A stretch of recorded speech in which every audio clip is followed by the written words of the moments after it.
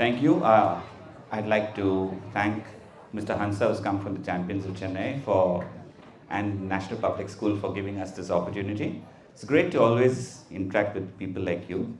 And how many of you have taken part in a quiz before? Great. Oh my God, lots of you. Okay. Maybe you should come and give the talk and I'll sit and listen there.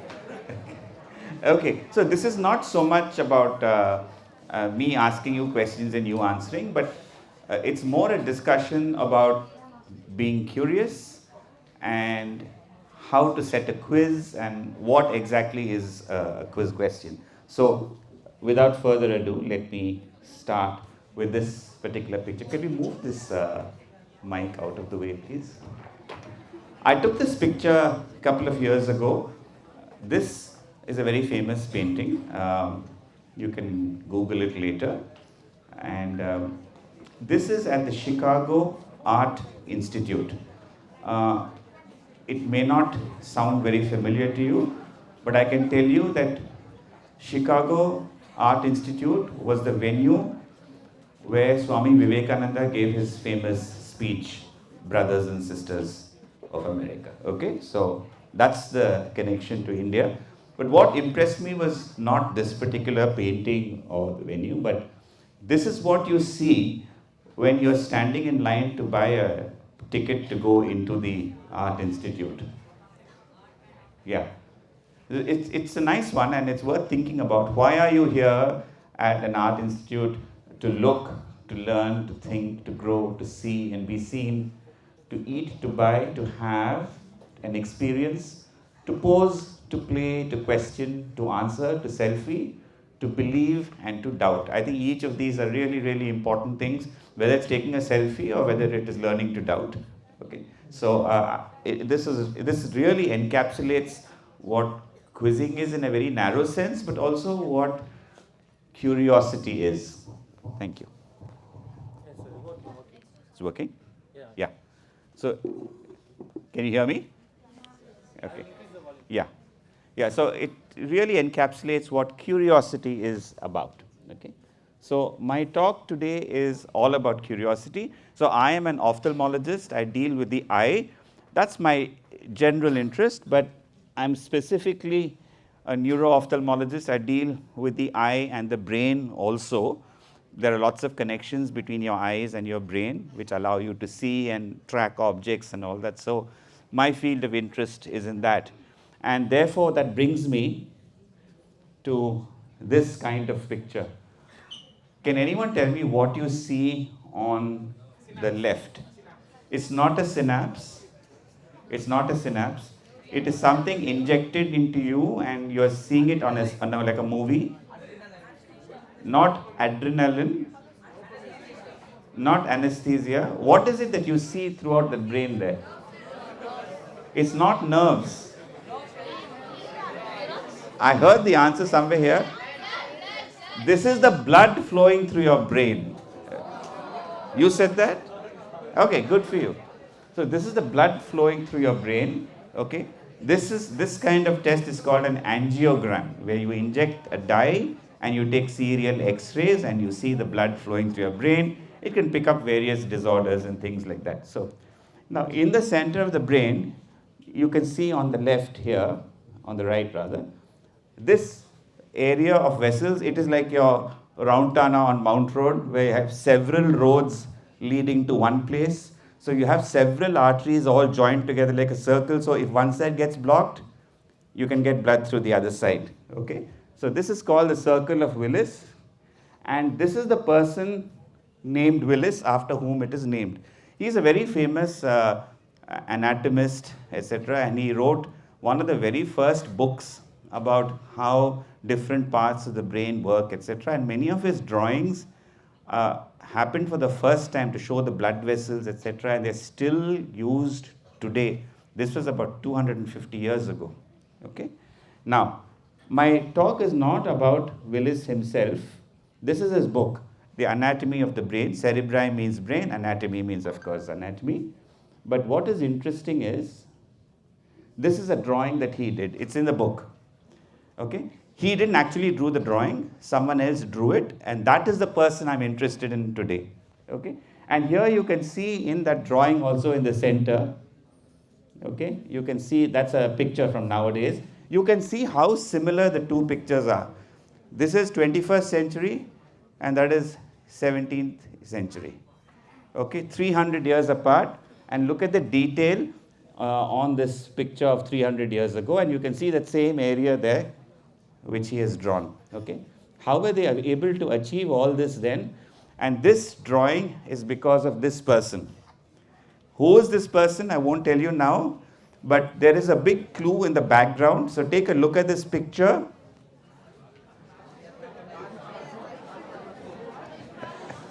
Okay, there is something in the picture which tells you who he is. Okay, oh, you can keep the lights on, otherwise I'll feel sleepy. Yeah, okay, so I'm going to leave that thought with you. This person actually invented a machine called the perspectograph, which you see there, to draw how to create a 3D object on a two-dimensional piece of paper.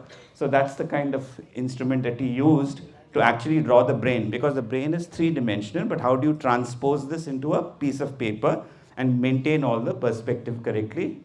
So we actually use this machine or the instrument, okay? It's called a perspectograph, from perspective. And using that perspectograph, he actually created this globe. This is a globe of what? Anyone? The moon. Yes, not the earth. This is a globe of the moon. Okay? It's a lunar globe. Okay? And nowadays, I just told you that I did my school and I did my medical college and I did ophthalmology and I did neuro-ophthalmology. I just did 4 things, all more and more specialized. Correct? Which most of you are probably going to end up doing. But what I want to encourage you to do is, while you do that, don't shut out other things also in your life. Keep your mind open. Look at all the things this man was involved in. Just read that. Astronomy, cosmology, optics, my area of interest, geography, mathematics, mechanics, microscopy, medicine, meteorology, surveying, and architecture. Everything he did. He had his hands in everything. Okay? Okay, so I'm going to leave his identity till the end because I want to show it later. And now we'll go on to exactly the part that you've come here for, is essentially what is a quiz. Okay? So let's try out some things. Okay, who is going to answer this? This sequence of 4 words, triangle, glove, clock, bicycle, corresponds to this sequence of numbers 3, 5, 12, and 2. Okay, okay. Yeah. Hansa, can you just help me with the next thing? Yeah.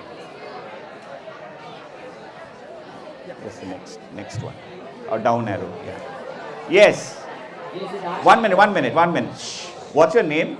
Surya. Which class are you? 9C. Okay, Surya from 9C. Yes, it's true. Why? Because triangle has 3 sides, glove has 5 fingers, clock has 12. This thing. Bicycle has 2 wheels and Clock has got 12 what? 12 and clock has 12 hands. 12 hours, okay, 12 numbers on it, okay. 12 hands is a bit too much even for a clock to handle. Okay, okay, next one. Yeah, so the answer is true. Okay, next one. Okay, but actually if you look at it, I didn't take this from a quiz or something. You could even ask it in a quiz, no problem. This is more on those IQ test kind of questions, okay. You might see it in IQ making connections, etc. But we use the same kind of idea even in quizzing also. So this is quite legitimate. Of course, you can't make an entire set of questions on this and say this is a quiz. Otherwise, it's more, it'll be an IQ test. Okay, let's look at the next one. In 2019, the government launched a panic button option, which is now mandatory for all smartphones. Just leave off the second part. What 3-digit number is the internationally recognized as an emergency number that one can dial to get police, ambulance, and fire? Okay, okay, let's try someone here.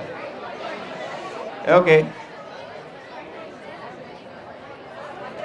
Is it Is it 112? Anyone who wants to raise their hands and agree with him? Okay. Anyone who wants to say 911?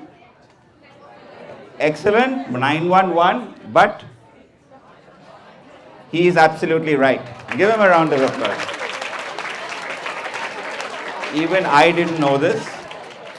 What's your name? Ashwatam is basically very good. So actually, this is pakka general knowledge, things that you should know. If you're anywhere on the globe, you can ring 112 for an emergency. Okay? 911 is specific to the United States. Okay? Not in India. Okay? 911. So otherwise, if you have a smartphone, you can press the power button 3 times or press 5 and 9 consistently on other phones, etc. So this is actually useful information to know. Yes, it can come in a quiz, but everything can't be in this format that way. Okay, next one. Let's try this.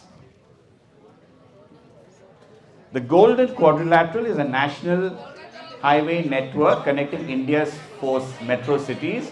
Name these cities in alphabetical order. Okay, let's try someone from this side. Okay, you stand up. What's your name and then? My name is Raman. Okay. So the Golden Quadrilateral has 4 metropolitan cities. Yeah. So in the south it is Chennai. Okay. Then in north is Delhi. Okay. So C, D. And then we have Kolkata in the east. And then Mumbai in the west. Perfect. That is the right answer. Next. Absolutely right. Okay. This is again general knowledge, like a quiz question, but there was a slight twist to it. 1 minute. Just go back. Can we go back? Yeah. I'll tell you when.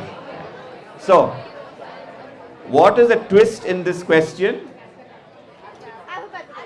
Alphabetical order, and therefore it's not B for Bombay, it is M for Mumbai. It is not C for Calcutta, it is K for Calcutta. Okay, it's not Madras, it is Chennai. Okay, so that was a little bit of a twist. So be always careful, read the question carefully before you answer. Okay, the next one, I think everyone was jumping. Can we go to the next one? Okay, let's try someone there. One. Raise your hands. We'll get you in the mic. Yes.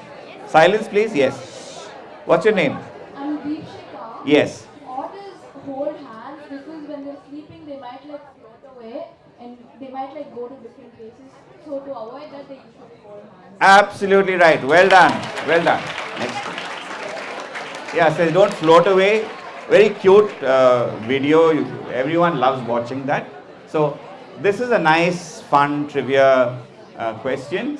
Always remember, this is not an exam. This is a quiz. Okay. Even though I think a lot of schools use the word quiz when it's actually a test. Okay. But this is just for fun. Just remember that. Next one. So when I was in college, someone conducted a quiz with not much of experience in conducting a quiz, and they just had 30 questions with them, and they found there were 25 college teams who had arrived. So they didn't know what to do. So they actually had made everyone sit down and they just asked one round of questions. So we were waiting for 5 minutes before one question came to us, and the question was this, which we didn't know obviously. So does anyone know what the answer is? Okay, let me show that to you. This is the height, but this is it's very easy to set how high is the Qutub Minar, how heavy is this, and how tall is that, and all that stuff. Easy to pick up from any, Google it and you'll get it. You can set 30 questions which look like this, which have absolutely no interest to anyone. The reason is either you know it or you don't know it, unless you mugged up the whole list of everything and come, which is impossible. What is nice in a quiz is if I give you stuff and you can work out the answer and make an educated guess. That's the important thing. Based on what you know, can you make a guess? So this is absolutely boring. Now let me change it around a little bit this way. Next one. Okay. This is about the Tiruvalluvar statue in Kanyakumari. Again, this is a height question. It's 113 feet. What is the significance of the height? You answered already. Let's try someone there. Yeah, put up his hand. Yeah. This is not a test of your IQ or anything. Go ahead and answer. So, 133 is the Tirukural, number of Tirukural he wrote, 1330. Absolutely right. Can we move on? Okay. So those are the number of chapters in the Tirukural. What is interesting is the base is 38 feet high. With the first 3 books comprise the 38 chapters of virtue. Now, this is the same question about height, but I didn't ask you about the height. I told you the height. What was interesting of now? It's not because 133 meters tall or feet tall, whatever it is. That's not the interesting part. The interesting part is that 133 had a meaning or a significance to it. That is the interesting part. Can you move on? So that is what I think is a good quiz question, where you pick up something which may sound a little boring or thing, but you flip it the other way around. Okay? Imagine if this question was the height of the Tirukural statue is the number of verses in the Tirukural. What is the height? You know? So if you don't know it, you'll have to make a guess and put some number. Unlike he already knew the whole thing. But many people may not know there are 133 chapters in the Kural. Okay? But if I flip it the other way around and say, what is the significance? It allows you at least to make some kind of guess. You may all know the Quran is a set of books, maybe it's the chapters, maybe it's the verses, something you can work out from that. Okay, next one. Okay, so now I'm going to give you a little work to do. I'm going to show you 5 questions. If you got a piece of paper, write down, okay? You can discuss amongst yourselves, remember what you know. Okay, let's try. Okay, this is the first one. Okay, which international organization? I'm not going to ask you the answers now, so just look at the 5 questions.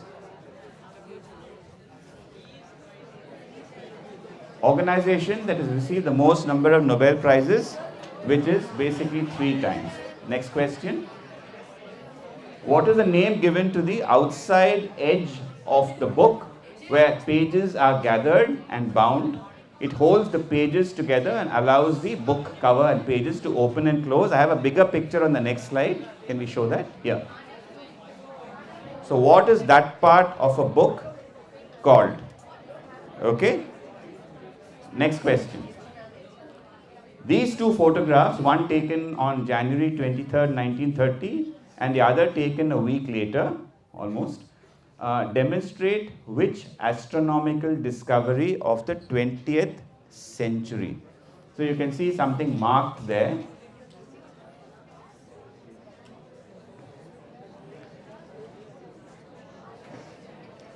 Okay, next one. Here's a bigger picture.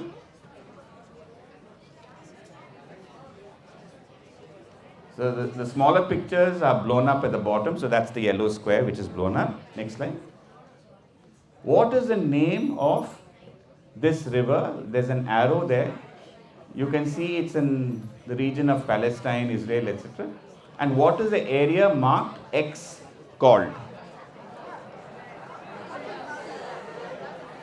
Okay. All this is much in the news. Okay. So, and the last one. This multinational company is famous for its ride-hailing app, and it launched a submarine ride share in May 2019 at the Great Barrier Reef, which is off the coast of Australia. What inventive name did they give this service? Okay. So these are the 5 questions.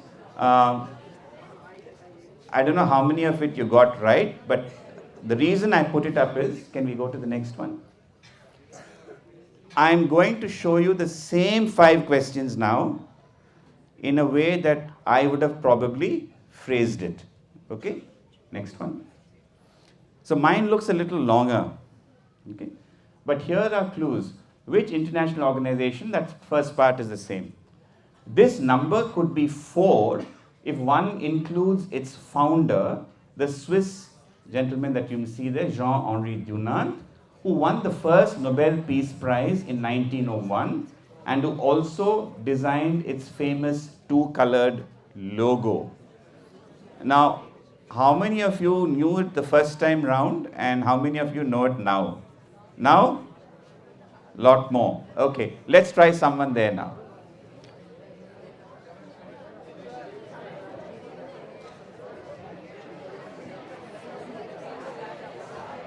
Is it the WHO?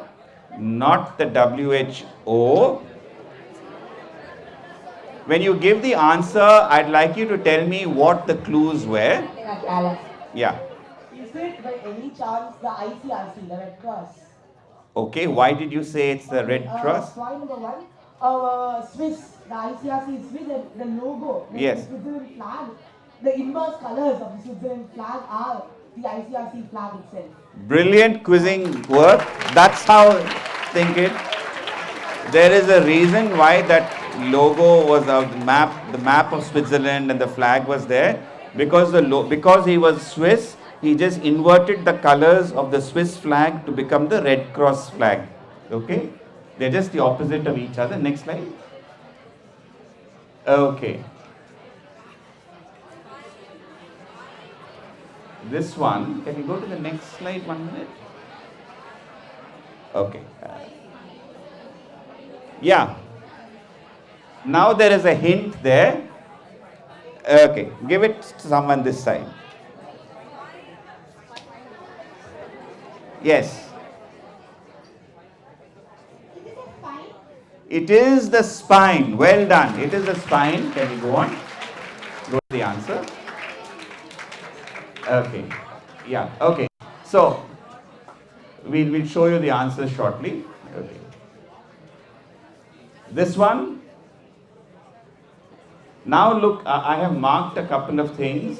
I've changed some wording to say it is a moving celestial body and it is in our solar system. The body was named in honor of the astronomer who predicted its existence, Percival Lowell, and not after a cartoon canine. Can you go to the next slide which shows the picture? Yeah. Now we'll try someone here. Is it Pluto? Why did you say Pluto? Because I know cartoon canine is Pluto. Pluto. And anything else? Can you go back one slide? Also given PL. PL. Yes, PL, Percival Lowell. And it's a moving body. And if you look at the picture now, see that little dot in the circle. In a week's time, that dot has moved to that position. See, the position has changed now to the new area. Everything else is remaining where it is because those are stars. Stars don't move. Only planets move. So these serial photographs taken 6 days apart showed something moving in the sky. And that's how they discovered Pluto. Okay? Of course, Pluto has now been demoted, so that's a different issue. Okay, now, couple of other clues I've put there. The river gets its name from the Semitic word. Semitic is the Hebrew kind of language. Yard-on means flow down because it flows down from the north into the Dead Sea which is there below. It also gives its name to a country here. Okay, so tell me the first part. So, which country do you think? Yes.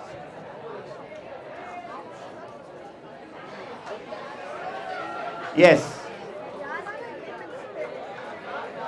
I can't hear you. Is the mic on?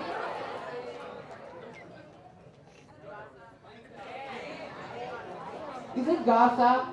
It's not Gaza. Okay, there's someone in front of you. Give it to the front person. Yeah. Is it the Jordan River? Why did you say it's a Jordan River? I thought it was between the Dead Sea and the Jordan River. And is there any clues in the question to say it's the Jordan River? Look at it. It didn't give it up. Is there a country called Jordan? What do you think there is written in blue? It also gives its name to a country. So Jordan is correct. And the word Jordan comes from how the English pronounce yard on. That's the clue there.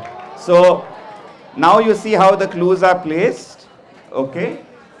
Now, since you answered Jordan, can anyone answer the second part?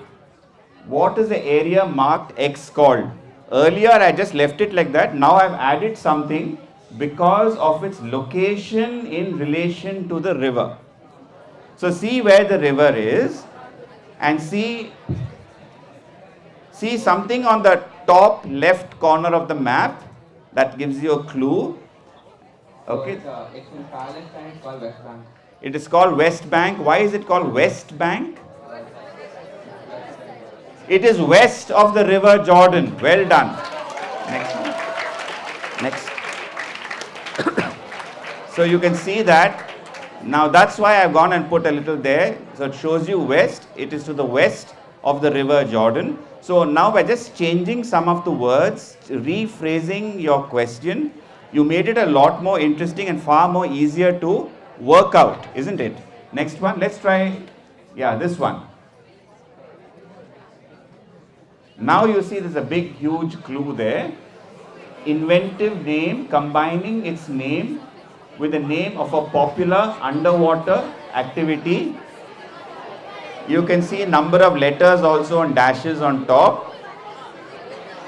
Okay, you can give it there. Yes.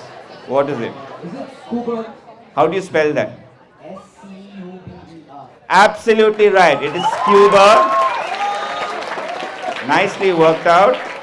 What are the two words it joins? Scuba and Uber. Okay, next one. Okay, carry on. So, go on.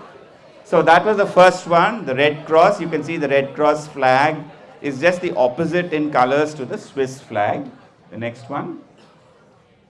So, that's the spine. Okay, just like you have a spine, the book also has a spine. Pluto, obviously, yes. Next one. Jordan and West Bank. And scuba. Okay, well done. Move on. Next one. Okay. We have about 10 minutes more, so let's finish this. I showed this gentleman in the beginning. Okay? Anyone has now any guesses who he is? Okay, there's one person here. He's already answered. Okay, let's try. Let's try.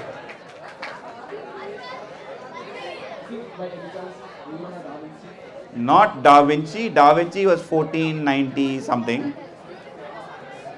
He's Italian. Vasco da Gama. Vasco da Gama is Portuguese, not British. This is a slightly tougher one. We'll take one more guess from the back. Galileo. Not Galileo, who's also Italian. Okay, let's go on.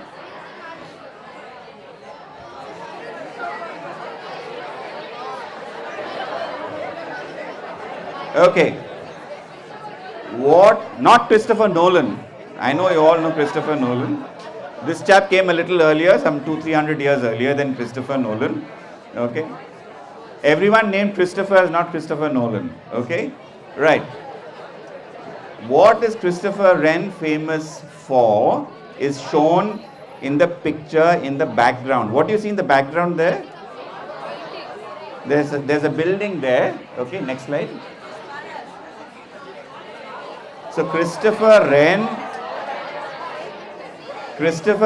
is known mainly for one famous thing, that is the building of the St. Paul's Cathedral. He was the architect of St. Paul's. But who knew the architect of St. Paul's Cathedral, which is one of the landmarks of London, was actually the man who came up with this idea of creating the angiogram? Because Wren was the person who actually came up with the idea that you can inject dye into the arteries, it colors all the arteries, and then you can follow where they are going in the brain and see where they are supplying. And that's how he created those drawings as to which part of the brain is being supplied by which blood vessel. And he created this whole thing. Whenever you hear the word angiogram, etc., please remember the very first angiogram literally was pioneered by the architect of St. Paul's Cathedral. Almost no connection between the two, between architecture and neurology, but there you go, this man did it. Next slide. The reason why I put this up is actually Christopher Wren was part of a small group. He studied at Oxford University. He started off doing math, and then he did a little bit of geometry, then he did architecture, and a couple of years later he joined Willis and created this neurology book. He also studied astronomy. He met other people. Now, interestingly, this invisible college, although they all studied in Oxford University, they all used to get together. Maybe imagine if 5 of you in different fields got together to have a cup of tea at some coffee shop or something, and then you spoke to each other. The very act of communicating, like what are you up to, what are you doing, something interesting about what you're up to. What you say might be of some interest to me, it may apply to me also in my field. But if we do not talk to each other, so that was called the group of, next slide, the interactive scholars. They met, they exchanged ideas, and they encouraged each other. I think these are very, very important words.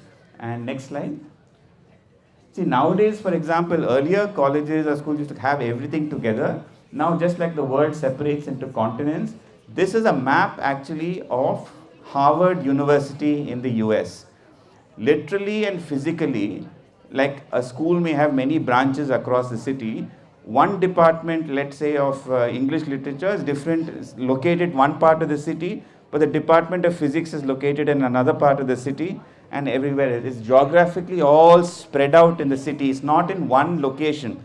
So if you wanted to meet someone from some other field, it's actually quite difficult to do that because you have to get the time, they have to get the time, and you have to meet somewhere. It was not so those days, okay, where everything was fairly together.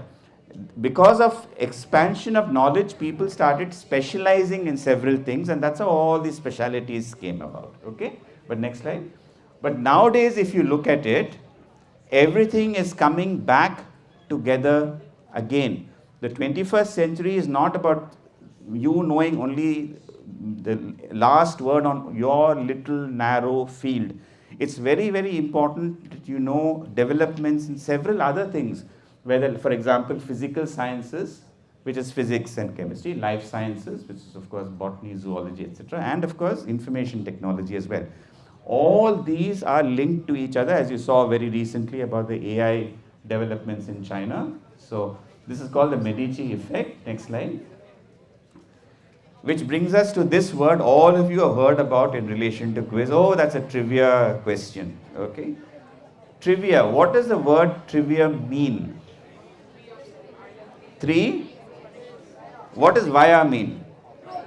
Roads. Exactly. 3 roads.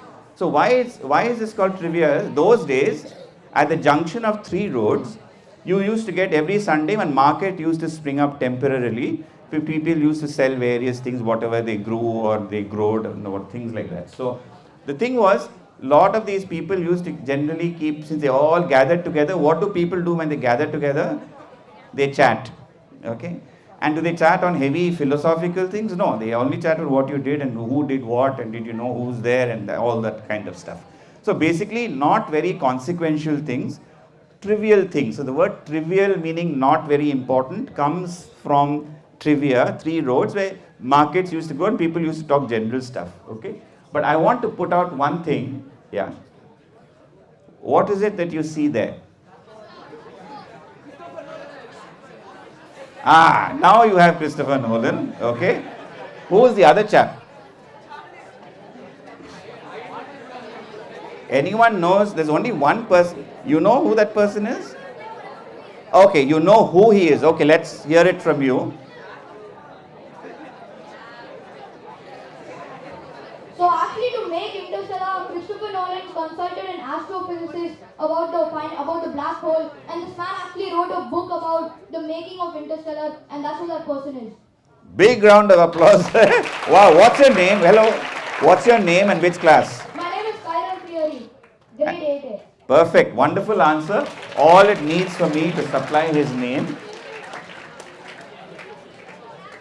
Okay, This is how a black hole actually looks if one looked at a black hole. Can we go back 1 minute? Yeah, and the person's name is Kip Thorne. The physicist's name is Kip Thorne. So Nolan actually found out where Thorne was, and he said, I want a physicist to actually create how a black hole looks. So the next slide, they actually fed in Einstein's equations into a simulation computer, which Nolan had, which Kip Thorne didn't really have access to. But Nolan had created this thing and software, visualization software, CGI, etc. But they fed Einstein's equations into that, and then came up with this very unusual way, which we've never seen. We have never seen a black hole looking like that in Interstellar until Interstellar came out. This actually resulted in a couple of proper scientific papers, okay, in I think one was in, the classical and quantum gravity, and the other one is in American Journal of Physics. These are hardcore physics papers, scientific papers, but they have come out of a collaboration between a physicist and a movie maker. Okay, so think of that. Next slide. Yeah, so think of that to take the message of Christopher Wren is you saw all the things, jack of all trades, master of none, but always remember there are two more lines to that, which is better that than a master of one. Thank you.